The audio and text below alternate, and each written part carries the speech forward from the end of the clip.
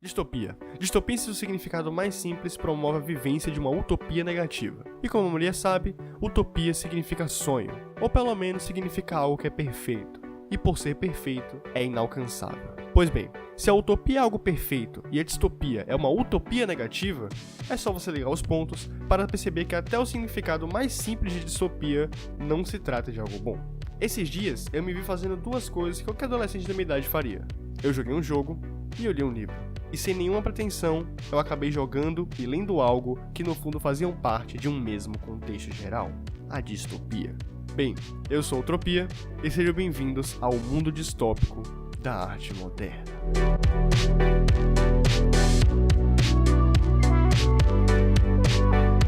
O jogo que eu joguei se chama Super Hot, e creio que pelo menos uma boa porcentagem de quem tá vendo já viu ou ao menos ouviu falar desse jogo.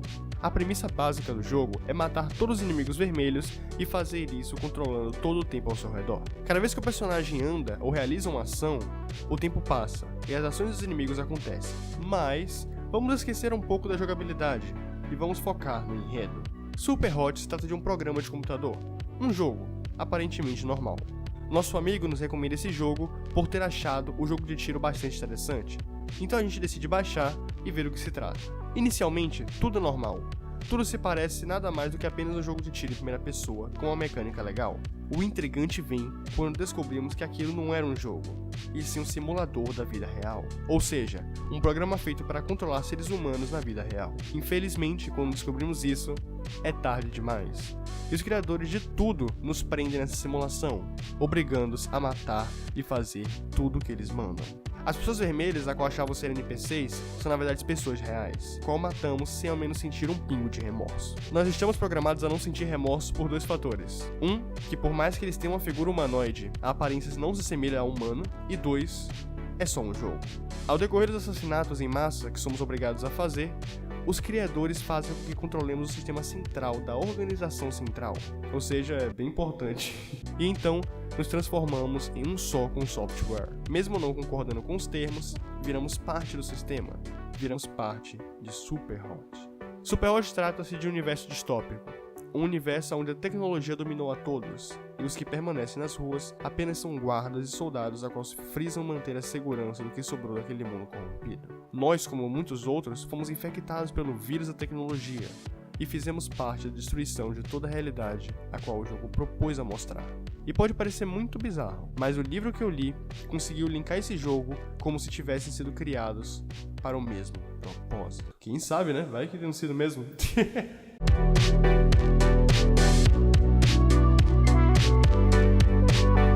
1984. Avisarei aqui também que haverá alguns spoilers do livro, então se todo tipo de pessoa que não gosta de saber de nada sobre as obras antes de ler, recomendo que não veja. 1984 foi escrito em 1948 e ele foi escrito por George Orwell. Eu não sei falar o nome. Você entendeu? E trata-se de um mega distrito distópico no futuro. Eu digo no futuro entre aspas, pois o livro foi escrito em 1948, com o intuito de dizer que aconteceria algo do tipo nos anos de 84. O distrito era um mega bloco de países, que reunia países como Reino Unido, Sul da África, Austrália, entre outros. Esse mega bloco era totalmente totalitarista, ou seja, era um local opressor e totalmente zerado de livre-arbítrio. Tudo isso era comandado pelo partido, a qual monitorava tudo e todos com a ajuda do Big Brother. Não um programa de televisão, e sim uma rede enorme de câmeras. Resumo geral, o livro se trata da história de um dos participantes desse partido, e como ele estava cansado de ajudar toda essa opressão de acontecer nesse megabloco. Então ele aos poucos foi se rebelando, andando escondido, escrevendo seus pensamentos, o que era proibido, e assim por diante. No final de tudo, descobrem que ele na verdade queria que o partido acabasse junto de toda a vigilância do Big Brother, e acabam prendendo ele. Na prisão, ele passa por uma tortura em um determinado local, e fica totalmente alienado, fica fora de si, fica totalmente preso ao Big Brother. E o livro, que conta toda a trajetória da revolução e vontade de mudar o mundo do protagonista, acaba da pior maneira possível.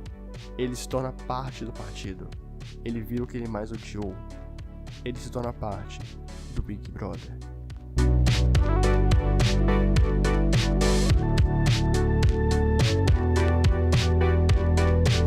Se você não entendeu a ligação dos dois, eu vou te explicar. Primeiro, os dois protagonistas entram no programa, que continha todo o mal. Porém, ao passar do tempo, eles percebem que aquilo não era o que eles achavam, e tentam se rebelar, tentam fugir das amarras daquele problema opressor. Porém, os donos não deixam.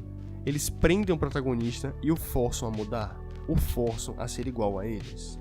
E assim como nos dois, eles matam o que eles já foram um dia. Eles aceitam as suas vidas novas e viram o que tanto queriam acabar. Eles viram parte de todo o sistema. Tanto o nosso personagem no jogo, que vira parte do software, como o personagem do livro, que vira parte do Big Brother.